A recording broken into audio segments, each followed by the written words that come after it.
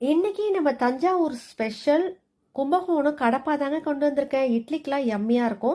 1 cup பாசிப்பருப்பு, 2 உருளைக்கிழங்கு, கொஞ்சம் மஞ்சத்தூள், பூண்டு போட்டு நல்லா தண்ணி ஊற்றி ஒரு 5 விசில் வச்சு வேக வச்சுக்கலாம்.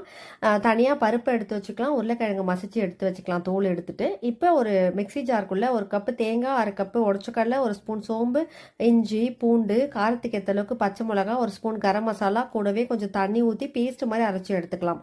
ஒரு பேனில் கொஞ்சமாக எண்ணெய் போட்டு தாளிப்புக்கு பிரிஞ்சி இலை, பட்டை, லவங்கம், அன்னாச்சி மொட்டை எல்லாம் போட்டு நீலவாக்கில் வெட் பண்ண ஒரு வெங்காயம், ஒரு தக்காளி போட்டுக்கலாம். கொஞ்சம் கருவேப்பிலை, தேவைக்கேற்ப உப்பு போட்டு நல்லா வதக்கி விட்டுட்டு அரைச்ச பேஸ்ட்டுமே அதோட போட்டு தண்ணி ஊற்றி ஒரு 10 நிமிஷம் நல்லா கொதிக்கட்டும். தண்ணி கொதிச்சு வந்ததுக்கப்புறமா வேக வச்ச பருப்பை ஆட் பண்ணிவிட்டு அதோடவே வேக வச்ச உருளைக்கிழங்கையும் ஆட் பண்ணி திரும்பவும் ஒரு 5 நிமிஷம் நல்லா கொதிக்க விடுவோம். நல்லா கொதிச்சு வந்ததுக்கப்புறமா நல்லா கை நிறைய கொத்தமல்லி மேலே போட்டு நல்ல ஒரு கலரி சூப்பராக இட்லிக்கு சர்வ் பண்ணுங்க. யம்மியாக இருக்கும். இது வந்து நம்ம தஞ்சாவூர் ஸ்பெஷல் கும்பகோணம் கடப்பா. ட்ரை பண்ணி பாருங்கள்.